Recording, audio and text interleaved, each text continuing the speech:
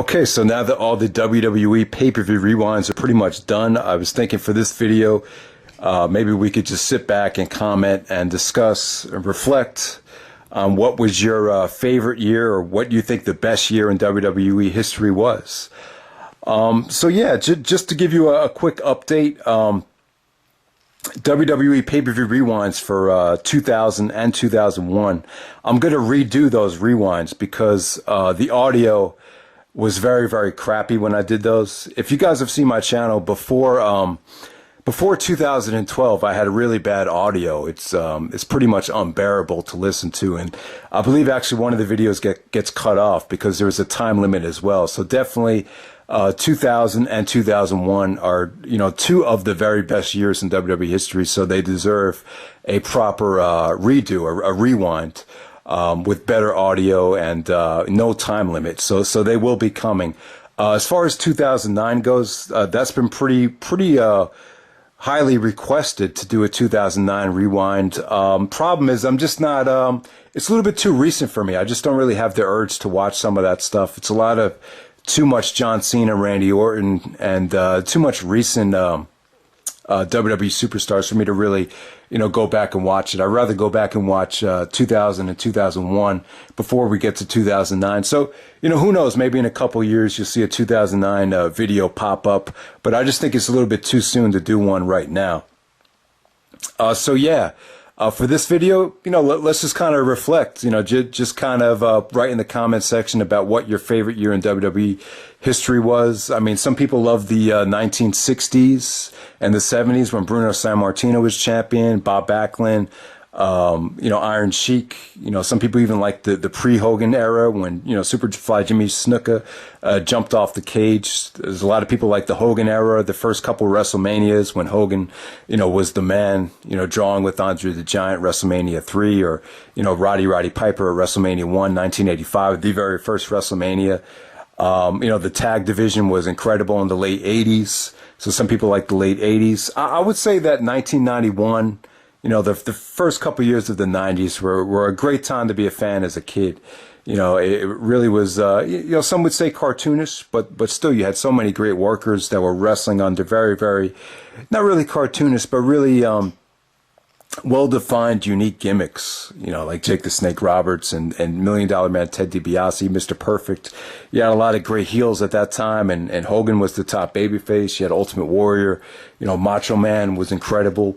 Ricky the Dragon Steamboat. That 1991, that was a great time to be a fan as a kid. That was probably the hottest, wrestling was amongst kids from what I remember.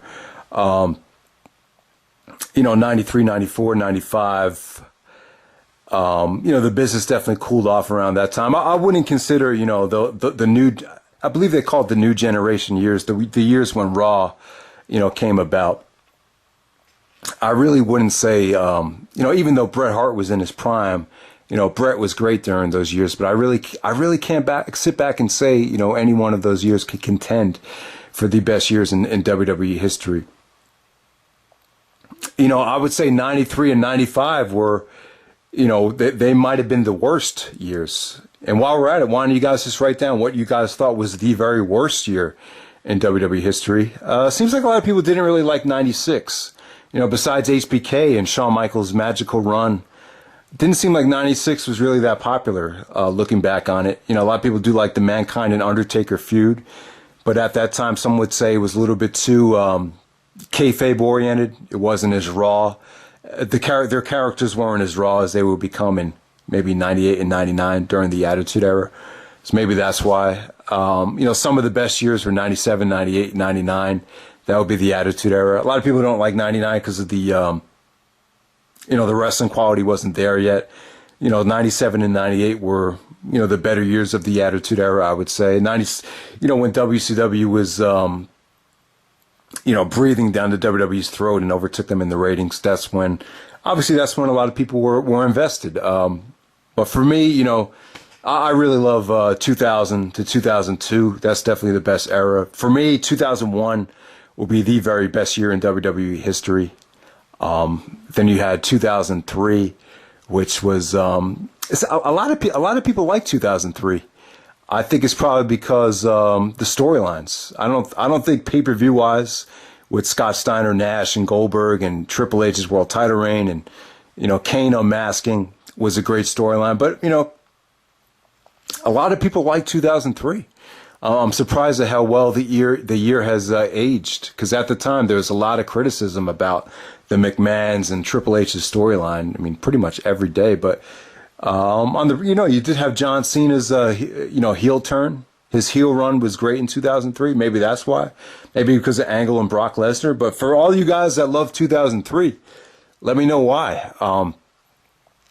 2004 had JBL's controversial title reign, and the rebuilding of SmackDown, really hurt that year. 2005, the rise of Batista and Cena.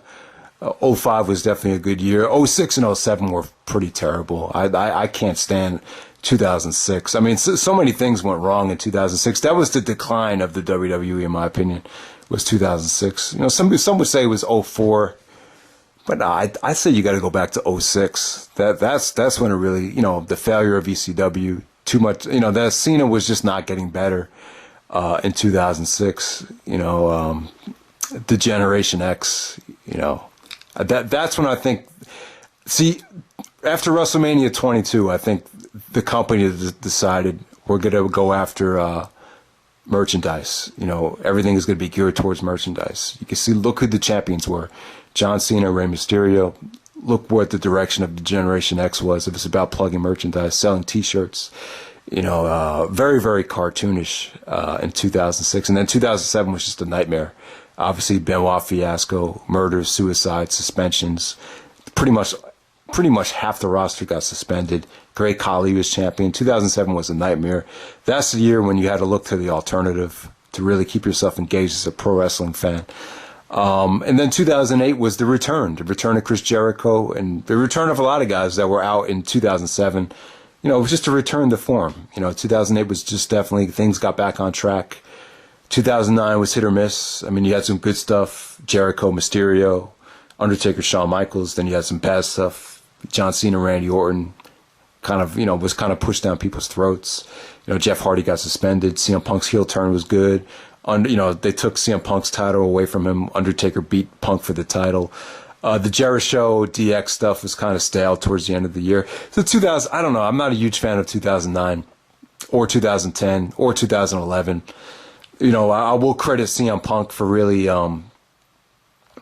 opened up a huge door. I even think with this, Cruiserweight Invitational that we're seeing right now, you could argue that, you probably wouldn't see a lot of this stuff, even, with the diversity in NXT, all this international flavor, all this indie flavor right now with that, if it wasn't for CM Punk's promo, that really was, groundbreaking. I think it really did open the door up for a lot of the great stuff that we're seeing today. So if you want to go back to 2011, that's definitely a positive. But, I think I wanted to make this point. I think with the last couple of years, specifically with WrestleMania, there's two problems. They seem to over push and give a guy a push every single year that doesn't deserve to really get it. Whether you want to go back to 2009 with Randy Orton, 2011 with The Miz, 2015 and 2016 with Roman Reigns. And then the other problem is you got too many guys on the card that are just, it's just time to hang it up. I'm not going to name names, but it's just, there's been a little bit too much reliance on part-timers. There's kind of I just think there's kind of a fear that the pay-per-view is not going to sell or draw money without those big names. And I just really believe that the WWE with WrestleMania is at a point right now where no matter who you put on the card, as long as it's well promoted, it's going to do fairly well. That's just my thoughts. That's just my opinion about that. I think that's what's been severely lacking the last couple of years. The WWE just hasn't been able to put on that really amazing WrestleMania show. You got it in 2003, 2001. But it's been a long time since the WWE has put on that classic WrestleMania. I will probably say WrestleMania 19 was the last amazing WrestleMania, to be completely honest with you. So maybe that's one of the things. And it just seems to me like the last, 4 or 5 years going back to 2009, the years just don't have their own identity. They all kind of feel like the same year. But I'm not trying to bash the product right now. I do think there's a lot of amazing things going on in the WWE right now.